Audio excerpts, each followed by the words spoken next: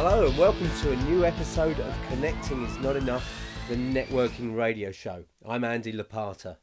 In this episode, I'll be sharing 5 ways to stay front of mind and discussing the importance of following up referrals you've passed as well as those you've received. We'll listen to the second half of my interview with the head of Brother UK, Phil Jones, in which Phil told me his top secrets for networking your way to a successful career. There'll also be music from Zoey Jones, and I'll be finishing in a no-holds-barred style. It's been a busy start to the year for me, and I'm in the middle of 4 days of speaking and mentoring to 4 very different groups in different cities, from different industries and backgrounds, and with different challenges. I love the variety I'm continually presented with, and the reminder that networking strategy goes far beyond knowing which events to attend and to whom to pass your business card.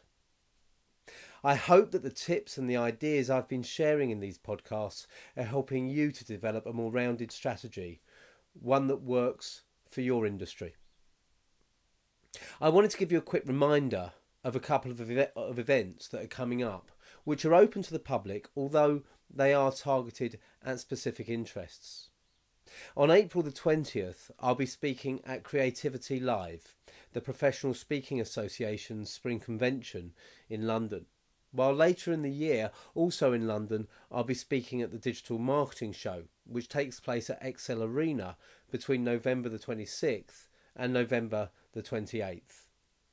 If the events sound like they're going to be the right fit for you, please do book in and let me know you're going to be there.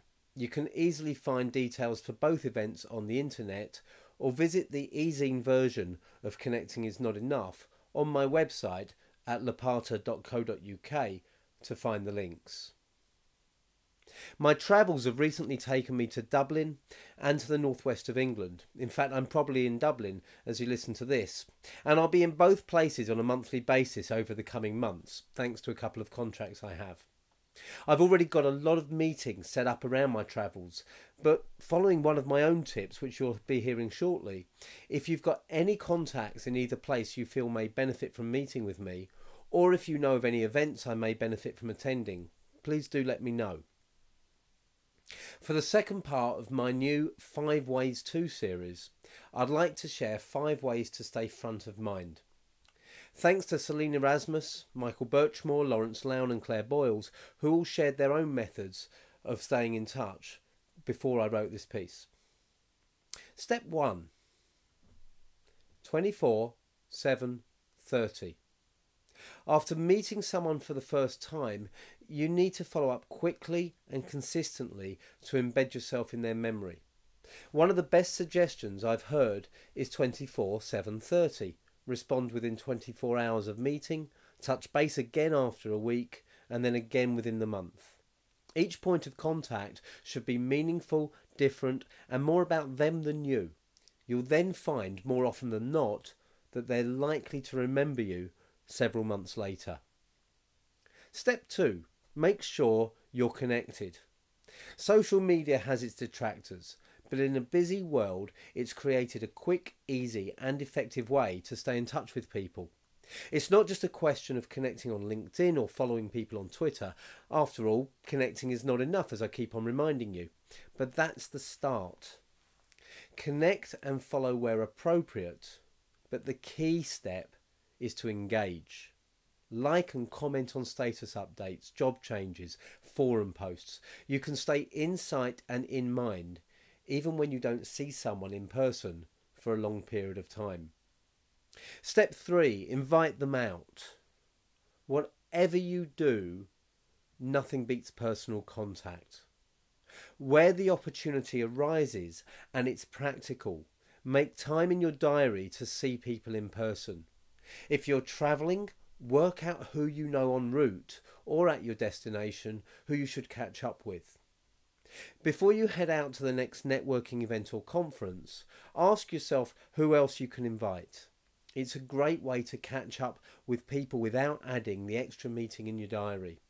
And if they know no one else there, you become their host, drawing you closer together. Step 4. Pick up the phone. It's easy to get carried away by the ability to e-communicate quickly. If you can't meet in person, speaking in person certainly can make a difference. Even in a quick phone call, you can cover more depth, understand more from tone and pitch, and ask more questions than you're likely to do over several emails or lots of interactions on social networks. Just remember to ask if it's a good time to speak. We can wait to reply to emails when it suits us, but can't always do the same with telephone calls. Step 5. I saw this and I thought of you. As I explained in a blog earlier this month, you can make a tremendous impact simply by looking out for articles, blogs and other information that will be of interest to people in your network. The key to a lot of the tips that I'm sharing is making the communication about the other person rather than about you. And sending a third-party article regarding an area your contact is interested in will reflect well on you. Think back to 3 recent referrals you've received and 3 you've passed. When did you last speak to the other parties to thank them, to update them, or to find out how they were getting on?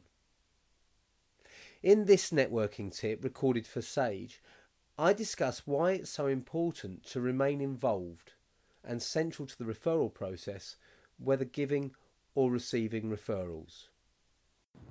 How you respond after either giving or receiving a referral can help you as you strive to build a stronger relationship with the people in your network. You have the opportunity to show your commitment to the people in your network, your integrity and your leadership in the way you react after the referral has been passed. When you receive a referral from someone in your network, involve them in each step of the process. Let them know when you've made contact. Let them know if you're meeting with a person. Let them know if it's turned into business. If it hasn't turned into business, that's fine. Let them know why.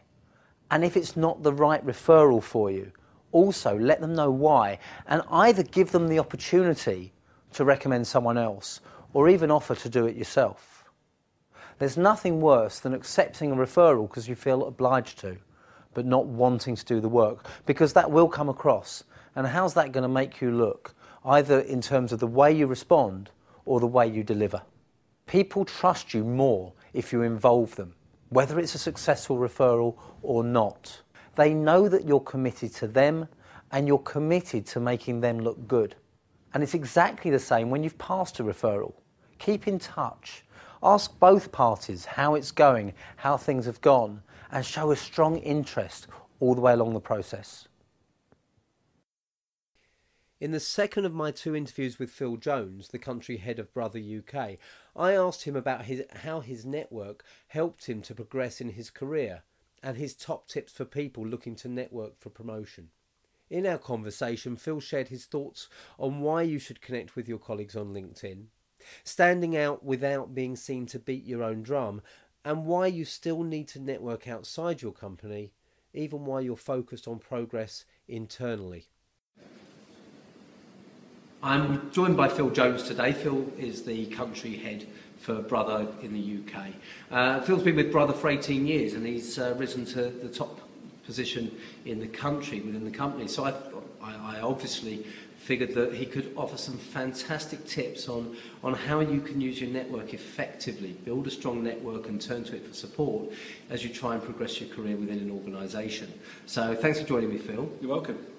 First of all, for anyone who's looking to progress their career within one organisation, what have you learnt over 18 years in terms of the role of networking and where you should focus your attention?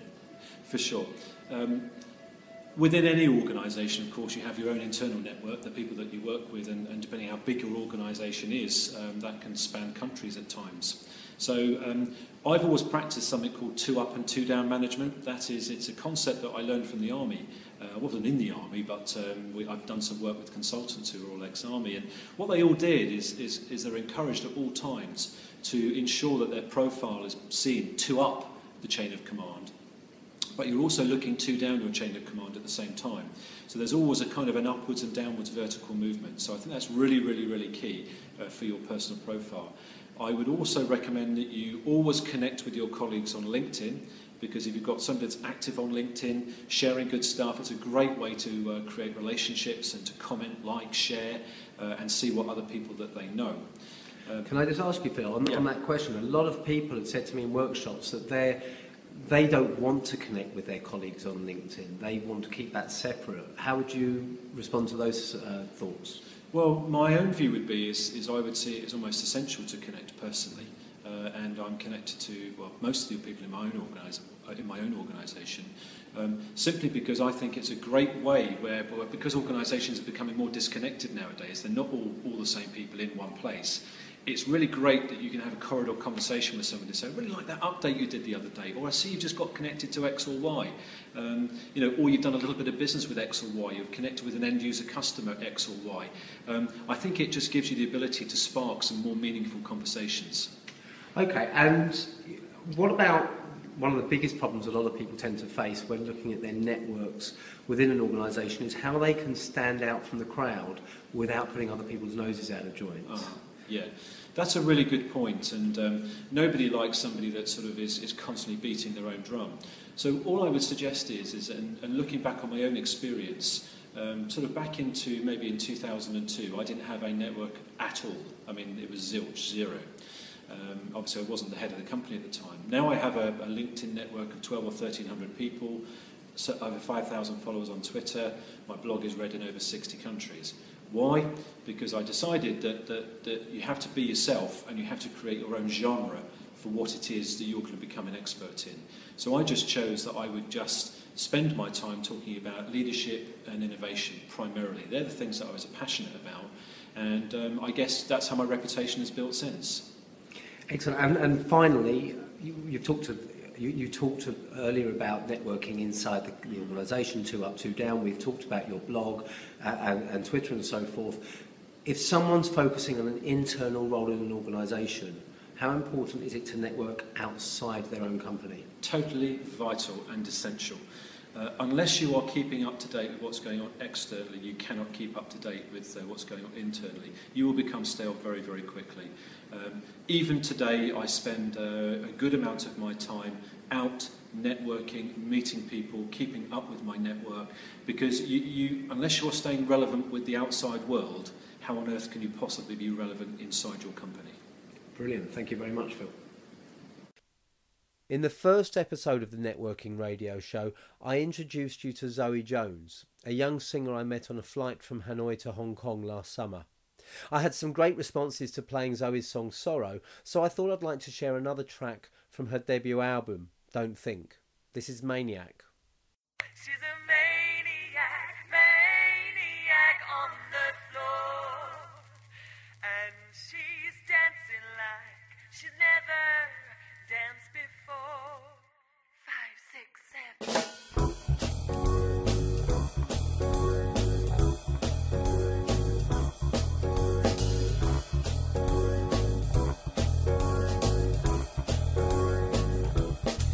Just a Steeltown girl on a Saturday night, looking for the fight of her life. In the real town world, no one sees her at all. They all say she's crazy, locking rhythms into the beat of her heart, changing moment into life. She has danced into the danger zone, where the dancer becomes the dance. Cut you like a knife when the gift becomes a fight. All the while you're stuck between what's real and what will be. She's a maniac on the floor, and she's dancing like she's never danced before. She's a maniac on the floor. She's dancing like she's never danced before. On the ice-filled line of sanity, it's a place most never seen. It's a hard-won place of mystery. You can touch it, but you can't hold it. You can search all your life for that moment in time. It will come or pass you by. It's a push push of the world, but there's always a chance if the hunger stays alive. There's a cold kinetic heat, struggling, stretching for the beat, never stopping with her hair against the wind. She's a maniac, maniac on the floor, and she's dancing like she's never danced before. She's a maniac, maniac on the floor, and she's dancing like she's never danced before. Ship da, bidoo da bidoo, ship da, bidoo da bidoo, ship da, bidoo da bidoo, ship da, bidoo da bidoo, ship.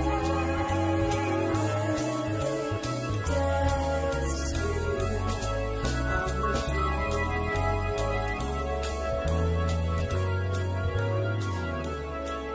On the ice-filled line of sanity, it's a place most never see. It's a hard-won place of mystery. You can touch it, but you can't hold it. You can search all your life for that moment in time. It will come or pass you by. It's a push of the world, but there's always a chance if the hunger stays alive. There's a cold kinetic heat, struggling, stretching for the beat, never stopping with her hair against the wind. She's a maniac, maniac on the floor, and she's dancing like she's never danced before. She's a maniac, maniac on the floor, and she's dancing like she's never danced before. She's a maniac, maniac on the floor, and she's dancing like she's never danced before. She's a maniac, maniac on the floor, and she's dancing like she's never danced before.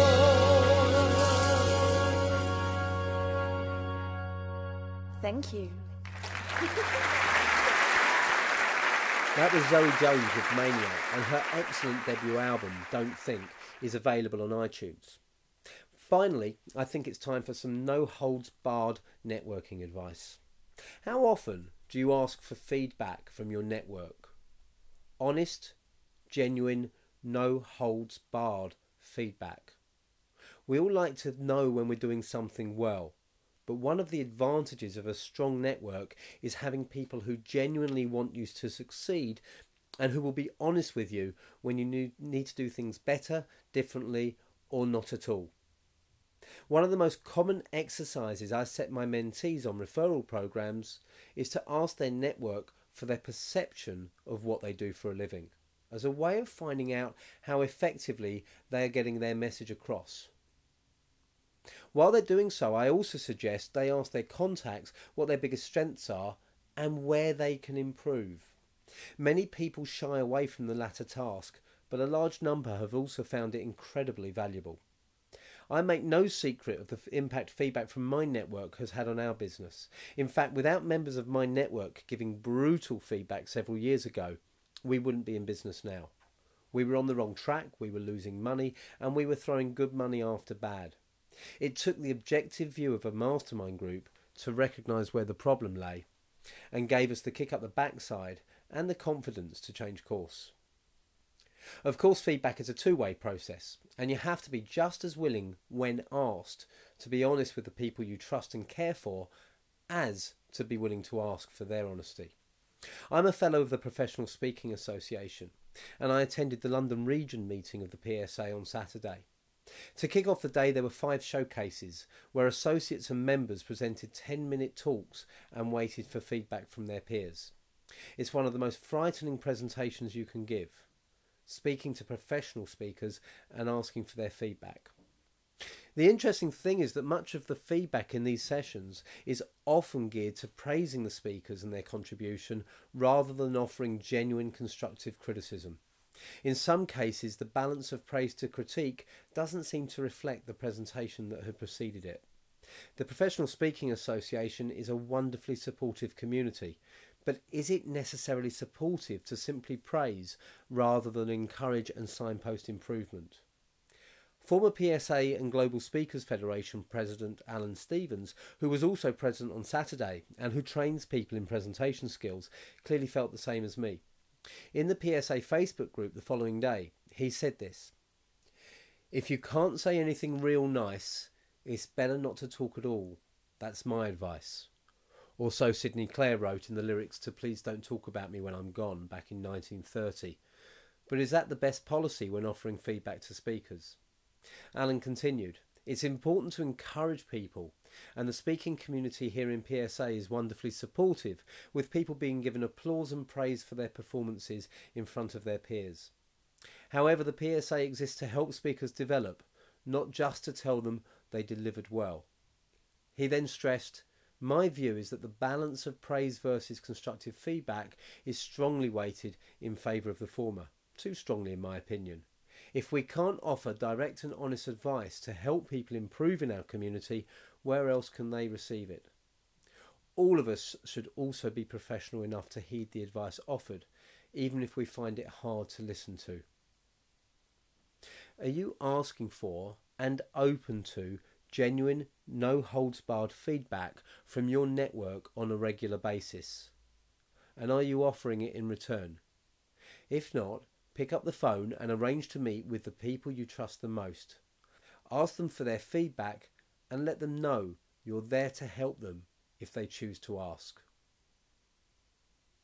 I hope you've enjoyed this episode of the Networking Radio Show and found it valuable, and I look forward to your feedback too. Don't forget there are a lot more free resources to support your networking on my website at www.lopata.co.uk. If you're serious about developing a networking and referral strategy that can take your business to a new level, or you're interested in booking me for a speech or training session for your team, please visit the website and get in touch. In the meantime, keep connecting, keep building those relationships, and happy networking.